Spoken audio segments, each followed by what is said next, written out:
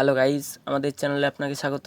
আজকের ভিডিওটি হতে চলেছে দারুণ একটি ইন্টারেস্টিং ভিডিও, কারণ আজকের ভিডিওতে আমি নিয়ে এসেছি এটিআই প্রো কোম্পানির তরফ থেকে একটি এমপ্লিফায়ার, যেটা থাকছে 4 চ্যানেল এমপ্লিফায়ার। এবং এই এমপ্লিফায়ারটিতে আপনি 1500 ওয়াটের 8টি স্পিকার চালাতে পারবেন। এই ভিডিওতে এই এমপ্লিফায়ারটির ফুল রিভিউ করব এবং এই এমপ্লিফায়ার আমরা কত লোড দেব, কত ওয়াটের স্পিকার চালাবো সেটা নিয়ে আলোচনা করব এবং এমপ্লিফায়ারটির অ্যাপ্রক্সিমেটলি প্রাইস নিয়ে কথা বলবো। তাই ভিডিওটি পুরোটা দেখতে থাকুন। আমাদের চ্যানেলে সাউন্ড সিস্টেমের সকল তথ্য প্রতিদিন ছাড়া হয়ে থাকে, তাই চ্যানেলটিকে সাবস্ক্রাইব করে বেল আইকনটি প্রেস করে দিন। তো চলো গাইজ, দেরি না করে ভিডিওটি শুরু করা যাক। এমপ্লিফায়ারটির মডেল নম্বর হচ্ছে ATI 25000। এই এমপ্লিফায়ারটি আমাদের 8 ohmsে 2200 ওয়াটের পার চ্যানেল আউটপুট দিয়ে দেয় এবং 4 ohmsে এর আউটপুট হচ্ছে 3000 ওয়াটের পার চ্যানেল আউটপুট এবং 2 ohmsে এর আউটপুট হচ্ছে 4000 ওয়াট পার চ্যানেল আউটপুট।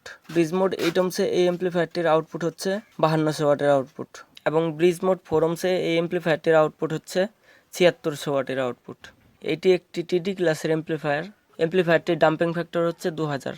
এই এমপ্লিফায়ারটির ফ্রিকোয়েন্সি রেসপন্স হচ্ছে 20 হর্টজ থেকে 20 কিলো হর্টজ পর্যন্ত এবং এই এমপ্লিফায়ারটির নেট ওয়েট হচ্ছে 46 কেজি। তো গাইজ, এই ছিল এমপ্লিফায়ারটির টেকনিক্যাল স্পেসিফিকেশন। এখন আমরা কথা বলবো এই এমপ্লিফায়ারটিতে আমরা কত লোড দেবো, কত ওয়াটের স্পিকার রানিং করাবো। সো গাইজ, এই এমপ্লিফায়ারে যদি আমরা 8 ohmsে রানিং করাতে চাই, তাহলে আমাদের জন্য সব থেকে বেস্ট স্পিকার হতে চলেছে 2200 ওয়াটের স্পিকার।